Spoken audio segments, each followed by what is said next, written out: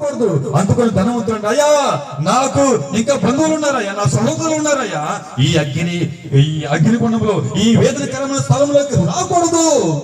ఏలేలంటే వాళ్ళని, మోషేలంటే వాళ్ళని పంపించు. ఎంతో మంది వచ్చినప్పుడు వాక్యం అనలేకపోతున్నారు. సొదొమ గొమొర్రా పట్టణంలోకి ఎవరిచ్చారు? దేవుని దూతలు, అనగా దేవుని సావుకులు సోదర్శం. నీ ఇంటికి వచ్చమ్మా, దేవుని మందిరానికి రా, అమ్మా ప్రభు నమ్ముకో, మంచిగా బతుకు. అబద్ధాలు అనుకోటక్క. పద్దాక నా గురించి చెబుతాడు వాక్యము. పరిస్థితులు మార్చుకొని ప్రభుకి ఇష్టంగా బతకాలి. ఎందుకంటే ఈ చివరి దినాల్లో మనం ఉంటున్నప్పుడు సొదొమ గొమొర్రా పట్టణము అగ్నికి ఆహుతి అయిపోయింది, మొత్తం కాలిపోయింది. కాలిపోయిన తర్వాత బూడిదగా మిగిలిపోయింది. ఆ బూడిదే బురద, అదే సిద్ధములోయ, పాపములోయ. గట్టిగా సభలు కొట్టి ప్రభు నామమున మహిమపరచండి. ఈ దేవుడి అగ్ని గంధకము దహించిన తర్వాత పూర్తిగా మిగిలిపోతుంది, అది సభలకు బురదగా మారిపోతుంది. ఆ సొదొమ గొమొర్రా పట్టణంలో రాజులందరూ కూడా ఆ బురదలో పూడ్చిపోయారు. ఇదే